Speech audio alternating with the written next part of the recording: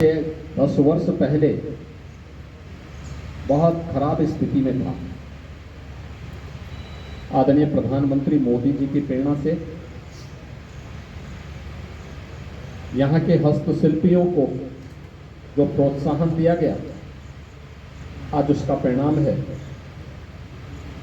कि यहाँ का कारपेट उद्योग न केवल उत्तर प्रदेश में बल्कि देश में भी एक्सपोर्ट में 60% योगदान उत्तर प्रदेश का, और उत्तर प्रदेश में जो एक्सपोर्ट हो रहा है उसमें 60% से अधिक शेयर अकेले भदोही जनपद का है। इसे जीआई टैग भी मिल चुका है और इसीलिए यहाँ पे कारपेट एक्सपो मार्ट भी बनाने में केंद्र सरकार ने और राज्य सरकार ने अपना योगदान दिया है। इसके उद्यमियों और हस्तशिल्पियों के लिए अन्य अनेक कार्यक्रम स्थापित करने के कार्य भी यहाँ सरकार के स्तर पर प्रारंभ हुए हैं और आज उन्हीं सबकी समीक्षा करने के लिए मैं यहाँ पर आया हूँ, जिसके कारण भारत के इस प्राचीन हस्तशिल्प को हम और प्रोत्साहित कर सकें और भी उसको सहयोग कर सकें और उसे अंतर्राष्ट्रीय मार्केट में एक नई पहचान और प्रभावी ढंग से दे सकें। जनपद के विकास से जुड़े हुए कुछ प्रमुख कार्यों को लेकर के भी आज यहाँ पे चर्चा हुई है।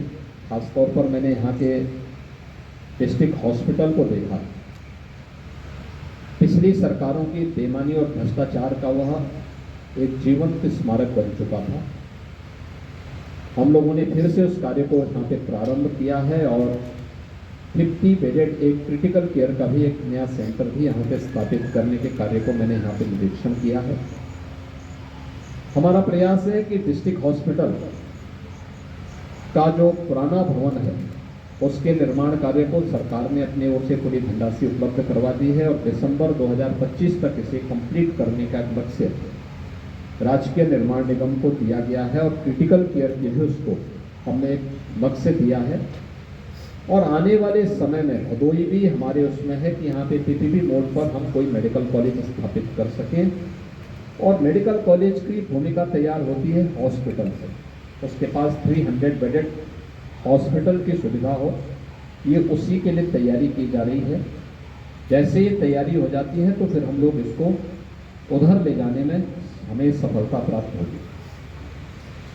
दूसरा, भदोही जिला एक ऐसा जिला है जिसमें अपनी हस्तशिल्प से प्रदेश और देश को पहचान दिलाई।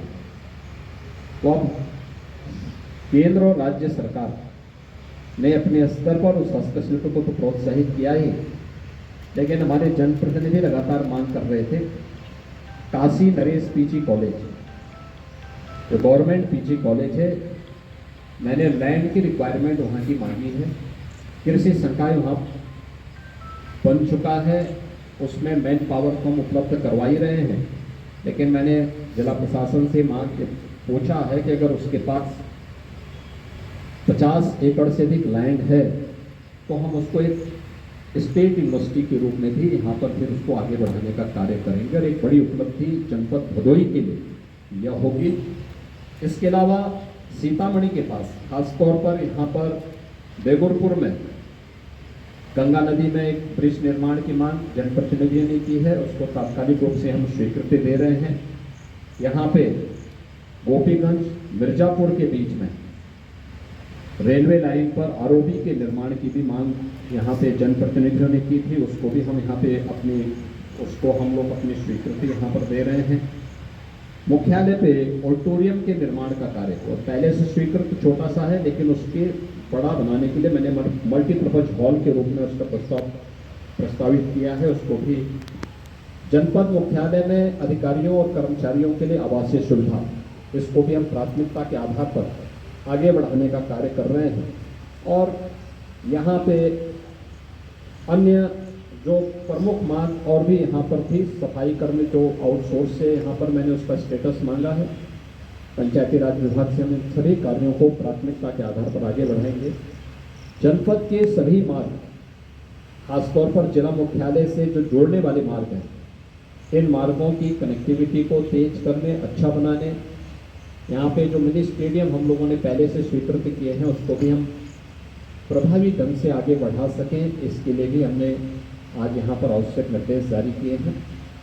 जिला अच्छी दिशा में आगे बढ़ रहा है और मुझे विश्वास है कि मोरवा नदी को जिला प्रशासन की ओर से जनप्रतिनिधि और जन सहभागिता के माध्यम से उसके पुनरुद्धार का कार्य किया जा रहा है। वरुणा यानी माँ गंगा के साथ साथ वरुणा नदी और मोरवा नदी, मोरवा ये वरुणा नदी की सहायक नदी है।